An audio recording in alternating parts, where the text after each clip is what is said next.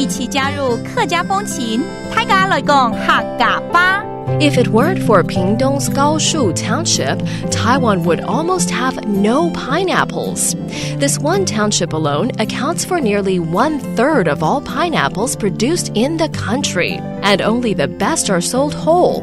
Those that don't make the cut are processed through traditional Hakka methods into jams, pickles, and even vinegar. This year, the county also held its first local festival, where visitors could pick their own pineapples, while farmers turned their pineapple fields into art, with multicolored coverings to protect the fruit from the sun.Hey, welcome back to another edition of Talk About Hakka on ICRT. Hello, 大家好，我是阿斌哥 Leo。Hello， 你好，大家好，我是 Josephine。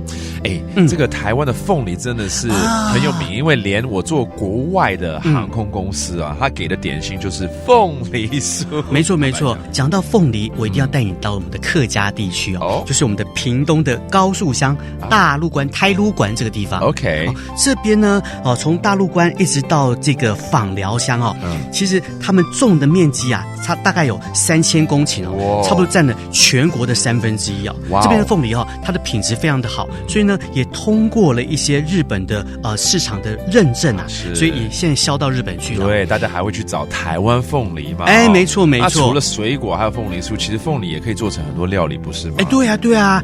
讲到这个凤梨一定要讲到客家的一种酱料凤梨椒。对，然后你要煮什么鸡汤啦，或者什么料理啦，你把它加进去，哇，香的嘞，画龙点睛啊！那锅汤特别好喝了，它可以在这个汤里面就会提味了。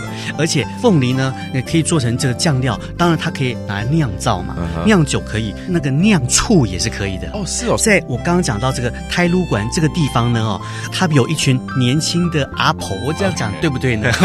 为什么叫年轻的阿婆？因为他们酿造的这个醋叫做青春酿，常常喝会永葆青春。好，那我们有空的话可以到高屏地区来这个逛一下我们的凤梨之乡啊。对，来了解一下我们栽种凤梨的过程，然后还有它有很多很多产品哦。是的，好，那我们来教这几个单字，包括凤梨咯 ，pineapple， 凤梨 ，and then you can make it into pineapple sauce or jam， 凤梨酱。凤梨浆 and finally it can be made into vinegar， 也就是我们的醋，怎么说呢？酸吃所以是酸醋的意思，就是酸醋的意思酸吃 sour vinegar really。And there you have it. That is today's Talk About Hakka。什么泰嘎？汉字say张来了。客家风情由客家委员会监制。We Love Hakka has been brought to you by the Hakka Affairs Council.